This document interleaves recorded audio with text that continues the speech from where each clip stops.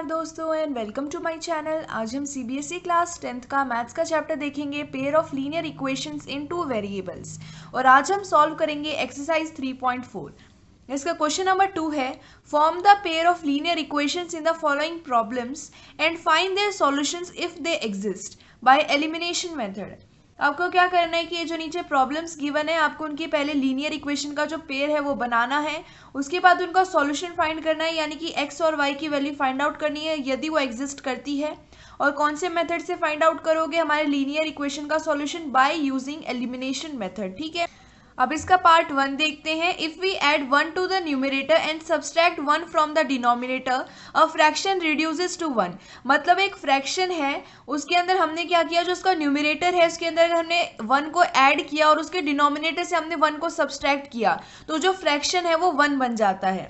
It becomes 1/2 if we only add 1 to the denominator.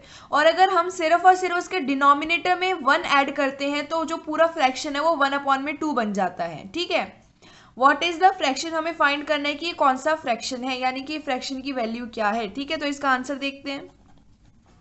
यहाँ पे आपको क्या फाइंड करना है? फ्रैक्शन फाइंड करना है। फ्रैक्शन का मतलब क्या होगा कि जैसे कि 2/3 हो गया, ये क्या एक फ्रैक्शन है। ठीक है, फ्रैक्शन जैसे 2:3 है, क्या ये 2/3 एक फ्रैक्शन है, यानी कि डिवाइड में इस तरह से लिखा जाना।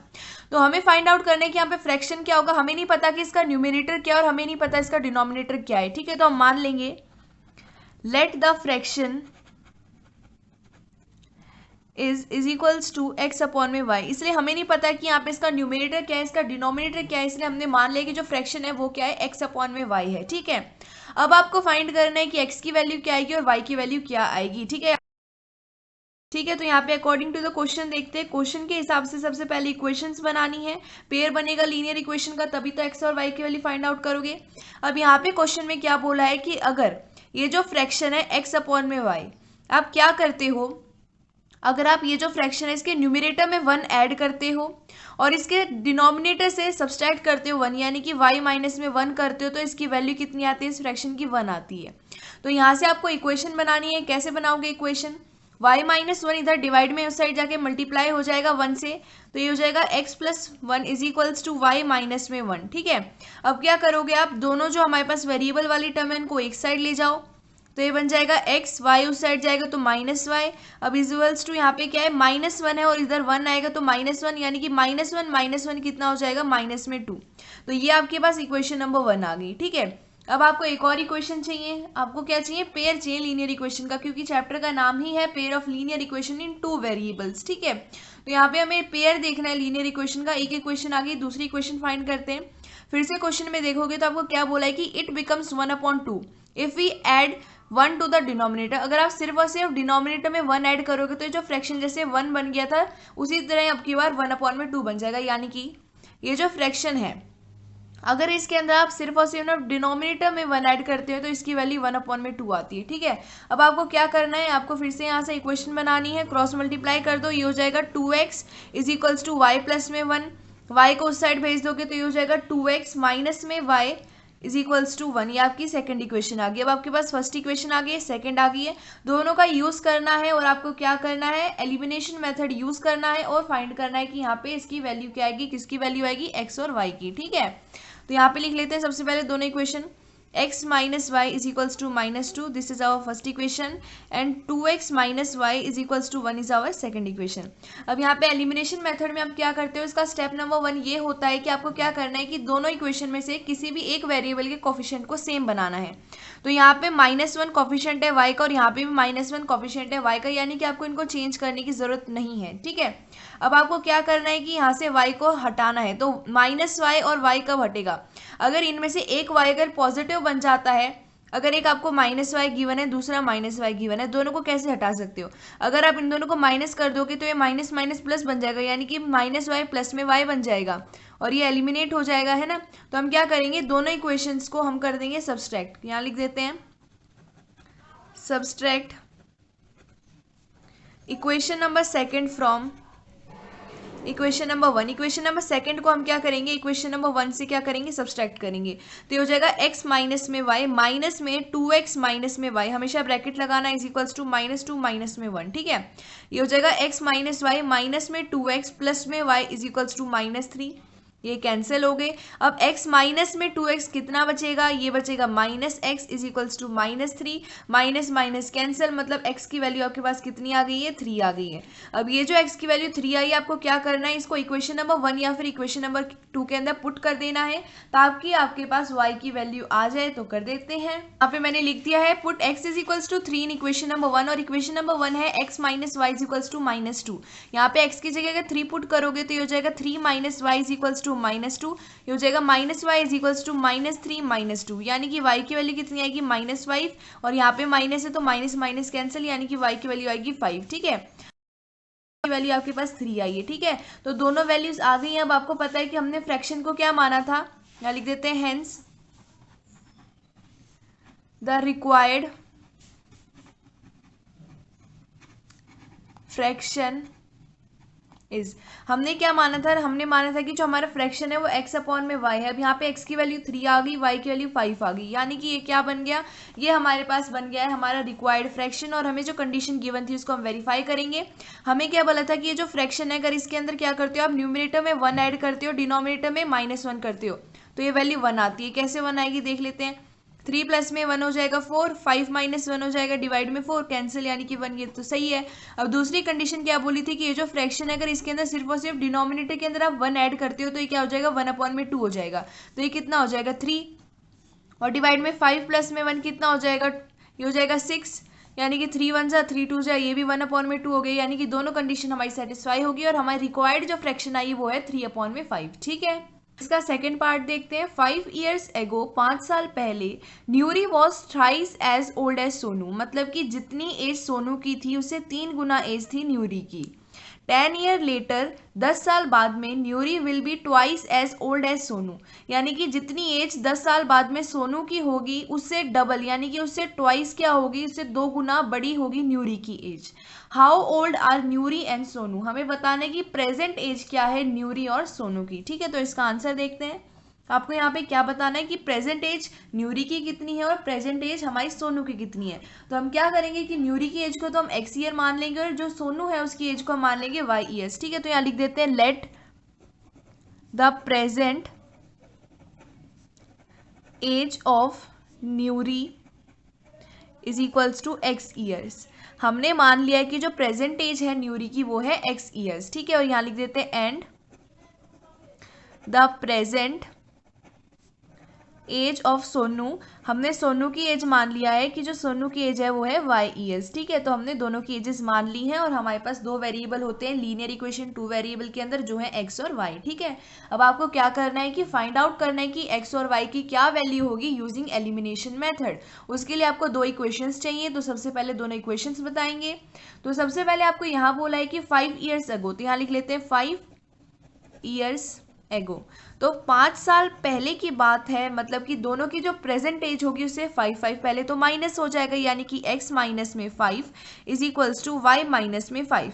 अब पहले तो हमने क्या किया कि दोनों की एज में से 5 ईयर्स को बैक कर दिया, क्योंकि हम तो 5 साल पहले की बात कर रहे हैं। तो क्वेश्चन में क्या बोला है कि 5 साल पहले जो न्यूरी की एज है वो 3 गुना बड़ी थी हमारे सोनू की एज से। अब आपको इसको सॉल्व करना है, आपके पास फर्स्ट इक्वेशन आ जाएगी, तो ये हो जाएगा x minus 5 is equals to 3y minus में 15। ठीक है, ये हो जाएगा। अब आपको क्या करना है, इसको सॉल्व करना है। ये हो जाएगा x माइनस में 3y, क्योंकि 3y को हम इस साइड लेके आ गए, 5 को उस साइड लेके जाओगे तो ये +5 हो जाएगा, यानी कि 15 माइनस 15 प्लस में 5 क्या हो जाएगा, ये माइनस में 10। ठीक है, आपके पास फर्स्ट इक्वेशन आ जाएगी। अब हमें सेकंड इक्वेशन चाहिए। सेकंड इक्वेशन कैसे आएगी, क्वेश्चन से आएगी। क्वेश्चन के अंदर दूसरी कंडीशन गिवन है 10 ईयर्स लेटर, तो यहाँ लिख देते हैं 10 ईयर्स लेटर, मतलब 10 साल बाद क्या होगा। ठीक है, तो 10 साल बाद क्या होगा कि जो न्यूरी की एज होगी वो डबल हो जाएगी सोनू की एज से। तो यहाँ लिख देते हैं आफ्टर 10 ईयर्स क्या होगा, यहाँ पे सबसे पहले तो दोनों को 10-10 साल हम बड़ा कर देंगे। कर दिया हमने दोनों को 10-10 साल बड़ा, और बोला है कि जो न्यूरी की एज होगी डबल हो जाएगी सोनू की एज से। अब इसको सॉल्व कर दो, सेकंड इक्वेशन आ जाएगी। ये हो जाएगा x प्लस में 10 is equals to 2y plus में 20, x माइनस में 2y is equals to 20 minus में 10, यानी कि x माइनस में 2y इज इक्वल्स टू 10। ये आपके पास सेकंड इक्वेशन आ गई। अब आपके पास दोनों इक्वेशन आ गई। आपको क्या करना है, दोनों इक्वेशन का यूज करना है और एलिमिनेशन मेथड लगाना है और x और y की वैल्यू यानी कि उनकी प्रेजेंट एज को फाइंड आउट करना है। तो करते हैं। यहाँ पे इक्वेशंस लिख दिए, ये हमारी फर्स्ट इक्वेशन है, ये सेकंड है। यहाँ पे हमें एलिमिनेशन मेथड लगाना है, यानी कि x या फिर y वेरिएबल में से किसी भी एक वेरिएबल को एलिमिनेट यानी कि रिमूव करना है। के लिए क्या कंडीशन होती है कि जिस वेरिएबल को तुम रिमूव करोगे उसके कोफिशिएंट इक्वल होने चाहिए। तो हम देख रहे हैं कि यहाँ पे x का जो कोफिशिएंट है दोनों जगह 1 1 है, तो हम क्या करेंगे, x को रिमूव करने के लिए यहाँ पे प्लस एक्स है, यहाँ पे भी प्लस एक्स है। अगर हम प्लस एक्स में से माइनस एक्स करते हैं तो क्या आ जाएगा, 0, यानी कि ये जो वेरिएबल है वह एलिमिनेट हो जाएगा। तो हम क्या करेंगे, जो सेकेंड इक्वेशन है उसको फर्स्ट इक्वेशन से सब्सट्रैक्ट कर देंगे। तो यहाँ लिख देते हैं सब्सट्रैक्ट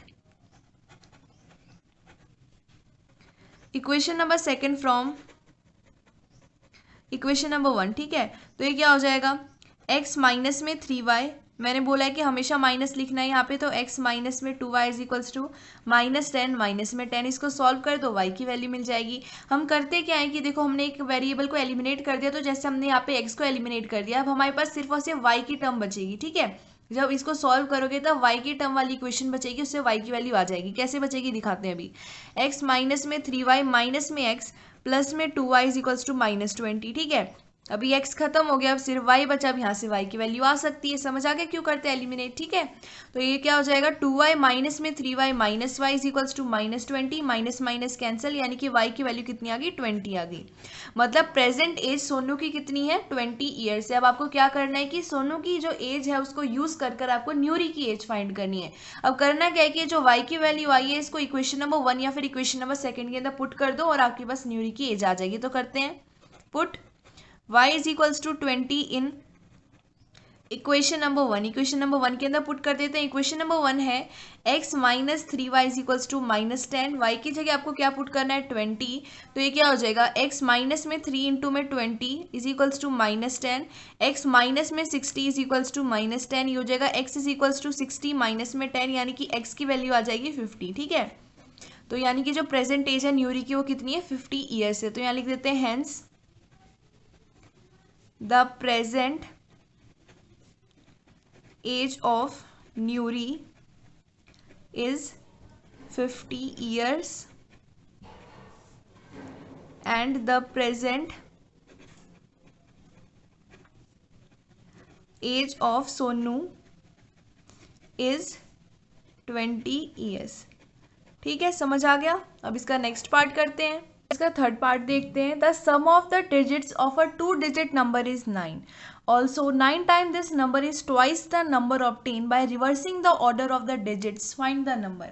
क्या बोला है क्वेश्चन के अंदर कि एक 2 डिजिट का एक नंबर है, उनका जो डिजिट है उनको अगर ऐड करोगे तो 9 आएगा। Also 9 time this number is twice the number obtain by reversing the order of the digits. मतलब अगर इनके ऑर्डर को, जैसे कि मैं बताती हूँ, अगर एक्स वाई है, देखो ये हमारी कौन सी प्लेस होगी, ये 10 प्लेस होगी और ये हमारी यूनिट प्लेस होगी। ठीक है, क्या बोला है कि अगर दोनों डिजिट को ऐड करते हो यानी कि एक्स प्लस में वाई करते हो तो 9 आता है। ठीक है, अगर आप क्या करोगे कि ये जो आपके पास नंबर गिवन है, यानी कि ये कैसे आएगा, एक्स प्लस में जो वाई आपके पास गिवन है, अगर आप इसका ऑर्डर रिवर्स कर देते हो यानी कि इसको कर देते हो आप वाई प्लस में एक्स। ठीक है, तो क्या होगा कि ये जो 9 टाइम इसका होगा ये इसका 2 टाइम होगा। ये कहना चाहता है क्वेश्चन के अंदर, आपको फाइंड करना है कि ऐसा कौन सा नंबर है कि जिसके जो डिजिट आएंगे, यानी कि इसका जो 10 प्लेस वाला डिजिट होगा और दूसरा डिजिट जो इसका यूनिट प्लेस वाला होगा, अगर दोनों को ऐड करोगे तो 9 आएगा। अगर इसका ऑर्डर रिवर्स कर देते हो यानी कि उल्टा कर देते हो डिजिट की प्लेस को, तब क्या होगा कि ये 9 टाइम आएगा इसके ऑर्डर से, यानी कि जो इसका रिवर्स्ड ऑर्डर होगा, जो इसका ओरिजिनल नंबर है इससे 9 टाइम क्या होगा, बड़ा होगा, और दूसरा वाला इससे 2 टाइम बड़ा होगा। ठीक है, तो देखते हैं इसका आंसर, यहाँ लिख देते हैं इसका आंसर। देखते हैं यहाँ पे आपको फाइंड क्या करना है, आपको एक ऐसा नंबर फाइंड करना है जो एक 2 डिजिट नंबर होगा। 2 डिजिट होगा यानी कि उसमें 10 प्लेस होगी और यूनिट प्लेस होगी, दोनों डिजिट फाइंड करने हैं। तो हम मान लेते हैं कि जो हमारी यूनिट प्लेस है वो एक्स है और जो हमारी जो 10 डिजिट है वो वाई है। तो यहाँ लिख देते हैं let the unit digit of the 2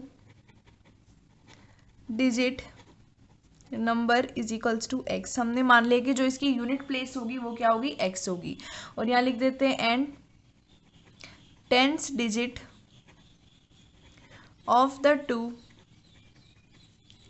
digit number, हमने मान लिया कि जो 10 प्लेस होगी वो क्या होगी, हमारी y होगी। ठीक है, इसका मतलब जो नंबर क्या बनेगा, देखो अगर आपको एक 11 नंबर गिवन है तो 11 में आप यहाँ देख रहे हो कि यूनिट प्लेस पे 1 है और 10 प्लेस पे क्या है, 1 है। ठीक है, इसका मतलब क्या हुआ कि जो 11 आप इसको कैसे लिख सकते हैं, इसको लिख सकते हैं 1 प्लस में 10 इंटू में 1, ये जो x की वैल्यू हुई और ये y की वैल्यू हुई, इसको हमने ऐसे लिख दिया, यानी कि इसको लिख सकते हो x प्लस में 10y।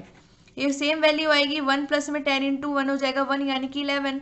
यानी कि ये जो कोई भी 10 प्लेस में नंबर होता है उसको ऐसे लिखा जा सकता है। तो इनको भी कैसे लिख सकते हो, यहाँ लिख देते हैं हेंस द नंबर। तो जो टोटल फाइनल नंबर आएगा उसको कैसे लिखा जा सकता है, x प्लस में 10 इंटू में y लिखा जा सकता है। ठीक है, ऐसे लिख सकते हो। और अगर आप क्या करते हो कि इनके ऑर्डर को एक्सचेंज कर देते हो, जैसे कि यहाँ पे क्या था, ये देखो, अगर आप इनको ऑर्डर को एक्सचेंज करोगे, अगर 1 को इस साइड ले आओगे 1 को इस साइड ले आओगे, तो होगा क्या कि ये जो वैल्यू थी ये इस साइड चली जाएगी, ये इस साइड आ जाएगी। यानी कि यहाँ पे लिख देते हैं number obtained by interchanging the digits. अगर डिजिट्स को इंटरचेंज करोगे तो क्या होगा, ये वाली चीज़ पहले आएगी, यानी कि पहले क्या आएगा, ये हो जाएगा 10x। ये जो y है ये तो इधर ही रहेगा, 10 इस साइड, 10 पहले वाली से मल्टीप्लाई होगा, यानी कि 10x और प्लस में y हो जाएगा। ठीक है, अब अकॉर्डिंग टू द क्वेश्चन देखते हैं कि भाई क्वेश्चन ने क्या बताया हमें, तो इसका आगे सॉल्यूशन देखते हैं। लिख दिया कि according to the question, question में बोला है कि जो आपके पास डिजिट्स होंगे, जैसे हमने एक्स वाई लिया है हमारे 2 डिजिट नंबर को, तो दोनों के जो डिजिट हैं अगर उनको ऐड करोगे तो 9 आएगा। ये हमारी फर्स्ट इक्वेशन होगी। और बाद में क्या बोला है कि जो हमारे पास ये जो ऑर्डर आएगा, यानी कि हम इस तरह लिख सकते हैं हमारे इस नंबर को। ठीक है, तो इस तरह ये जो आपने लिखा है, ये जो इसका ओरिजिनल ऑर्डर है, ये 9 टाइम बड़ा है इससे। और ये वाला जो रिवर्स करने के बाद, यानी कि जो 10x प्लस में y, इसको हमने उल्टा कर दिया तो ये 2 टाइम बड़ा है। यहाँ से आपको सेकेंड इक्वेशन मिलेगी, तो ये क्या मिलेगी, 9x प्लस में 90y is equals to 20x plus में 2y। ठीक है, अब आपको करना मिलेगा, अब आपको करना क्या है कि इन सबको एक साइड ले जाओ, तो ये हो जाएगा 9x माइनस में 20x प्लस में 90y माइनस में 2y इज इक्वल्स टू 0, ये हो जाएगा। अब यहाँ पे कितना हो जाएगा वो लिख देते हैं, ये हमारे पास क्या है, -2x है और ये है हमारे पास 9, यानी कि ये हो जाएगा -11x और ये हो जाएगा प्लस में 88y इज इक्वल्स टू 0। इसको लिख सकते हैं 11x माइनस में 88y इज इक्वल्स टू 0। अब क्या करेंगे, हम देख रहे हैं कि यहाँ से अगर आप 11 को कॉमन लेंगे तो बचेगा x माइनस में 8y इज इक्वल्स टू 0। 11 या मल्टीप्लाई में उस साइड जाके डिवाइड हो जाएगा, यानी कि क्या बन जाएगा, 11 इंटू में x माइनस में 8y इज इक्वल्स टू 0 है, 11 उस साइड जाएगा तो ये बन जाएगा x minus 8y is equals to 0 divide में 11, यानी कि x माइनस में 8y इज इक्वल्स टू 0। ये आपके पास सेकंड इक्वेशन आ गई है। अब आपके पास दो इक्वेशन आ गई है, दोनों का यूज करना है, एलिमिनेशन मेथड लगाना है और x और y की वैल्यू को फाइंड आउट करना है। तो करते हैं, बस ये दोनों फर्स्ट और सेकंड इक्वेशन आ गई, इनका यूज करना है, हमें एलिमिनेशन मेथड लगाएंगे, यानी कि एक वेरिएबल को हम एलिमिनेट करेंगे। तो हम देख रहे हैं कि जो x के कोफिशिएंट है वो दोनों 1 1 है, यानी कि दोनों सेम है, तो हम x को एलिमिनेट करेंगे। उसके लिए हम क्या करेंगे, subtract equation number 2 from equation number 1। हम इक्वेशन नंबर सेकंड को क्या करेंगे, इक्वेशन नंबर 1 से माइनस कर देंगे, तो ये हो जाएगा x प्लस में y माइनस में x minus 8y is equals to 9 minus में 0। ये हो जाएगा x प्लस में y माइनस में x प्लस में 8y इज इक्वल्स टू 9। यहाँ से क्या होगा, यहाँ से हमारा x और x एलिमिनेट हो जाएगा, यानी रिमूव हो जाएगा, तो ये हो जाएगा 8y प्लस में y, यानी कि 9y इज इक्वल्स टू 9। तो यहाँ से y की वैल्यू आएगी 9 डिवाइड में 9, यानी कि y की वैल्यू कितनी आ गई, 1 आ गई। ठीक है, अब y की वैल्यू आ गई। अब आपको करना क्या है कि आपको फाइंड करना है कि यहाँ पे x की वैल्यू क्या होगी। तो उसके लिए क्या करना है, आपको इक्वेशन नंबर 1 या फिर इक्वेशन नंबर सेकंड के अंदर y की जगह 1 पुट कर देना है। तो इक्वेशन नंबर 1 के अंदर पुट कर देते हैं, यहाँ लिख देते हैं put y is equals to 1 in x plus में y इज इक्वल्स टू 9, यानी कि इक्वेशन नंबर 1 के अंदर y की जगह 1 पुट कर देंगे तो x की वैल्यू आ जाएगी। तो ये हो जाएगा x प्लस में 1 इज इक्वल्स टू 9, यानी x is equals to 9 minus 1, तो x की वैल्यू कितनी आ जाएगी, 8 आ जाएगी। ठीक है, अब यहाँ पे x की वैल्यू भी आ गई और y की वैल्यू भी आ गई, तो यहाँ लिखते हैं hence the required number is. हमने देखा था कि जो नंबर होगा वो कैसे बनेगा, x प्लस में 10y करके बनेगा। x की वैल्यू भी आ गई, y की वैल्यू भी आ गई। x की वैल्यू कितनी है, 8 है, प्लस में 10 इंटू में y, यानी कि 10 इंटू में 1 है, यानी ये हो जाएगा 8 प्लस में 10 जो कि होता है 18। तो 18 क्या है, आपका रिक्वायर्ड नंबर है। ठीक है, आप देख रहे हो। अब इसका फोर्थ पार्ट देखते हैं। Meena went to bank to withdraw ₹2000। Meena bank गई, विदड्रॉ मतलब निकालने, मीना बैंक गई अपने ₹2000 निकालने के लिए। She asked the cashier to give her ₹50 and ₹100 notes only. Meena ने कैशियर यानी कि जो से पैसे देंगे उनसे कहा कि मुझे जो आप ये ₹2000 दोगे, ये कैसे दोगे, कि मुझे सिर्फ और सिर्फ ₹50 और ₹100 के ही नोट चाहिए, यानी कि मुझे जो ये रुपए दोगे उसके अंदर सिर्फ ₹50 और हमारे ₹100 के ही नोट होने चाहिए। Meena got 25 note in all, यानी कि टोटल कुल मिला के मीना को 25 नोट दे दिए गए। अब ये जो 25 नोट है इनके अंदर से कुछ नोट तो 50 के हैं और कुछ क्या है 100 नोट है, मतलब कि कुछ 100 रुपए की नोट है। ठीक है, find how many note of ₹50 and ₹100 she received. हमें यही फाइंड करना है कि ये जो उसे टोटल 25 नोट मिले हैं, इसमें से कितने नोट 50 रुपए के हैं और कितने 100 रुपए के हैं। ठीक है, तो करते हैं। हमें जो फाइंड करना है हम एज अ वेरिएबल उसी को मान लेंगे, तो यहाँ लिख देते हैं let the number of notes of ₹50 is equals to x. जो हमें 50 रुपए के नोट मिलेंगे हमने मान लिया कि वो कितने हैं, एक्स हैं। ठीक है, उसी तरह लिख देंगे and the number of notes of ₹100। अब 100 रुपए के जितने नोट है हमने उन्हें y मान लिया। ठीक है, अब यहाँ पे अकॉर्डिंग टू द क्वेश्चन के हिसाब से हमें क्या बोला है कि उसे टोटल कितने कुल मिला के नोट मिले, उसे 25 नोट मिले, यानी कि x प्लस में y उसे कितने मिले, 25 मिले। ये होगी आपकी फर्स्ट इक्वेशन। और क्वेश्चन में बोला है कि उसे ₹2000 विड्रॉ करने, यानी कि उसे टोटल कितने रुपए मिलेंगे, ₹2000 मिलेंगे। मतलब कि 50x प्लस में 100y कितना हो जाएगा, 2000 हो जाएगा। ठीक है, कैसे, उसे 50 रुपए मतलब एक जब हमें पता चलेगा कि कितने नोट हैं टोटल 50 के, उसी से हम मल्टीप्लाई करेंगे 50 को, ताकि पता चले कि इनको मिला के कितने रुपए हो गए। उसके बाद जब हमें y यानी कि पता चलेगा कितने 100 रुपए के नोट है, हमें 100 से मल्टीप्लाई करेंगे तभी हमें पता चलेगा कि जो टोटल है वो आ जाएगा 2000। ठीक है, ये आपकी क्या होगी, सेकंड इक्वेशन होगी। ये जो सेकंड इक्वेशन है हम इसको करेंगे थोड़ा सा मॉडिफाई। उसको करने के लिए हम जो LHS यानी कि लेफ्ट हैंड साइड है उसमें से 50 को कॉमन लेंगे, तो हमारे पास क्या बचेगा, x प्लस में 2y इज इक्वल्स टू ये बचेगा 2000। अब 50 यहाँ मल्टीप्लाई में उस साइड जाएगा तो डिवाइड हो जाएगा, इसको उस साइड भेज दो, तो ये हो जाएगा x प्लस में 2y is equals to 2000 divide में 50। एक जीरो से एक जीरो कैंसिल, 5 1 जा 4 जा 0 जा, यानी कि x प्लस में 2y इज इक्वल्स टू 40। आपके पास सेकंड इक्वेशन आ गई। आपके पास एक पेयर आ गया लीनियर इक्वेशन का। Now you are going to use elimination method to find the value of x and y। ठीक है, तो करते हैं। यहाँ पे पहले लिख लेते हैं दोनों इक्वेशन। पहली इक्वेशन है x प्लस में y इज इक्वल्स टू 25, और उसके बाद सेकंड इक्वेशन है x प्लस में 2y इज इक्वल्स टू 40। यहाँ पे हम यूज करने वाले हैं एलिमिनेशन मेथड। उसके अंदर हम क्या करते हैं, एक वेरिएबल को एलिमिनेट करते हैं, यानी कि एक वेरिएबल को रिमूव करते हैं, और वही वेरिएबल रिमूव किया जा सकता है, वही वेरिएबल रिमूव होगा जिसका कोफिशिएंट सेम होगा। तो यहाँ पे x का कोफिशिएंट सेम है, यानी कि हमें दोनों इक्वेशंस को किसी भी नंबर से मल्टीप्लाई करने की जरूरत नहीं पड़ेगी कोफिशिएंट को सेम बनाने के लिए, क्योंकि ऑलरेडी कोफिशिएंट सेम है। तो हम क्या करेंगे, जो सेकंड इक्वेशन है उसको फर्स्ट से सब्सट्रैक्ट कर देंगे। तो यहाँ माइनस का सिंबल लगा देते हैं, तो x माइनस में x ये कैंसिल हो गया, यानी कि हमारा जो x वेरिएबल है वो हो गया एलिमिनेट, यानी कि रिमूव। अब y माइनस में 2y आपके पास बचेगा। ठीक है, तो ये कितना हो जाएगा, माइनस y। अब 25 माइनस में 40 कितना बचेगा, -15। माइनस माइनस कैंसिल, यानी कि यहाँ से y की वैल्यू आपके पास कितनी आ गई, 15 आ गई। ठीक है, अब ये जो y की वैल्यू आपके पास 15 आ गई, आपको क्या करना है, इसको या तो फर्स्ट इक्वेशन या फिर सेकंड इक्वेशन के अंदर इसको पुट कर देना है। तो यहाँ लिख देते हैं put y is equals to 15 in equation number 1। तो ये क्या हो जाएगा, x प्लस में y इज इक्वल्स टू 25, यानी कि x प्लस में 15 इज इक्वल्स टू 25। ठीक है, अभी हो जाएगा x is equals to 25 minus में 15 जो होता है 10, यानी कि x की वैल्यू कितनी आ गई, 10 आ गई। ठीक है, हमने x क्या माना था कि कितने नोट उसे 50 रुपए के मिले, तो उसको 10 नोट 50 रुपए के मिलेंगे और 15 नोट उसे 100 रुपए के मिलेंगे। तो यहाँ लिख देते हैं hence the number of notes of ₹50 is equals to, उसको कितने मिले, 50 रुपए के नोट 10 मिले, और उसे यहाँ लिख देते हैं the number and the number of notes of ₹100, और उसे 100 रुपए के कितने नोट मिलेंगे, 15। ये क्या आपका आंसर है। ठीक है, समझ आ गया। अब इसका पार्ट 5 देखते हैं। A lending library has a fixed charge for the first 3 days. एक लाइब्रेरी है जो आपको बुक लैंड करती है, यानी कि आपको बुक बोरो करने देती है एक फिक्स चार्ज पर, यानी कि अगर आप पहले 3 दिन लेते हैं इस बुक को तो आपको एक फिक्स चार्ज देना है, and an additional charge for each day thereafter. और अगर इन 3 दिनों के अलावा आप वो बुक को अपने पास रखते हैं तो आपको एक एडिशनल चार्ज देना पड़ेगा ईच डे, यानी कि पर डे, हर एक दिन। Saritha paid ₹27 for a book kept for 7 days. जो सरीथा है उसने 7 दिन अपने पास ये बुक रखी और उसे 27 रुपए देने पड़े। While Susie paid ₹21 for the book she kept for 5 days। और जो सूसी है इसने 21 रुपीज दिए जब इसने बुक को 5 दिन के लिए अपने पास रखा। Find the fix charge and the charge for each day. यानी कि आपको क्या करना है कि जो एक्स्ट्रा डे आप रख रहे हो बुक उसका चार्ज कितना है और जो फिक्स चार्ज है वो आपको फाइंड आउट करना है। तो करते हैं, इसका आंसर देखते हैं।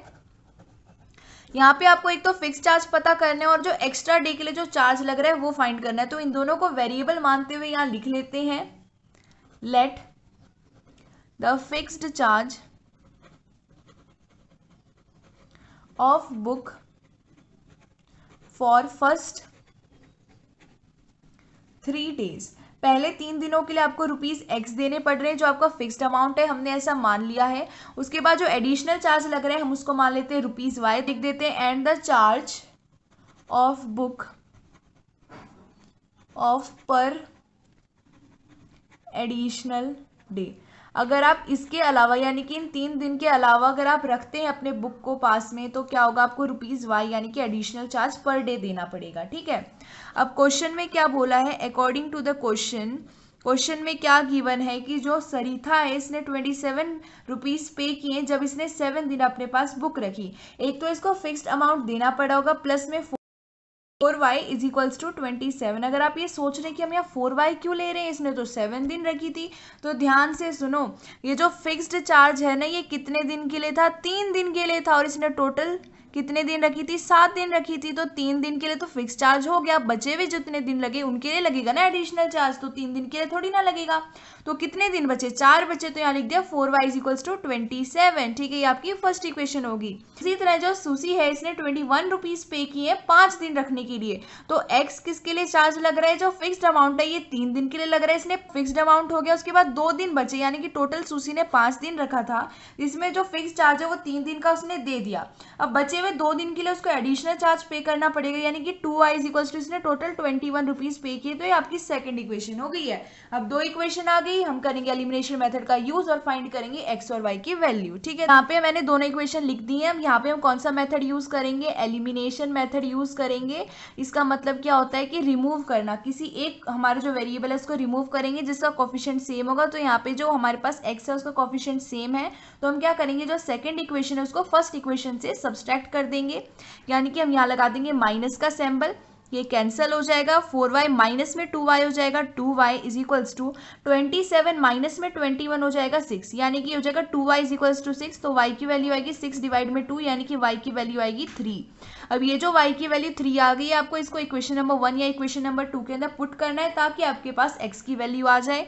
तो यहाँ लिख देते हैं put y is equals to 3 in equation number 1। Equation number 1 क्या है हमारी, x प्लस में 4 इंटू में y, यानी कि x प्लस में 4 इंटू वाई, यानी कि 4 इंटू में 3 इज इक्वल्स टू 27। तो x की वैल्यू कितनी आएगी, 27 माइनस में 12 जो होता है 15, मतलब x की वैल्यू कितनी आ गई, 15 आ गई। ठीक है, मतलब जो फिक्स्ड चार्ज है 3 दिन का वो ₹15 है, और जो एडिशनल चार्ज पर डे लग रहा है वो है ₹3। ठीक है, तो यहाँ लिख देते हैं हेंस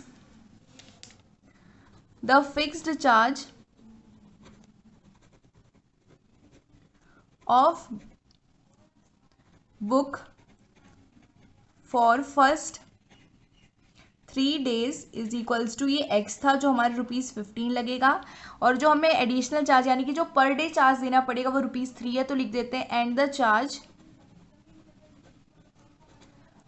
पर day of book for additional days is equals to ₹3। तो ये क्या हो गया, आपका आंसर हो गया। तो आज जो हमारी एक्सरसाइज 3.4 है वो पूरी तरह से कंप्लीट हो गई है। मैं आशा करती हूँ आप सबको समझ आई होगी। धन्यवाद।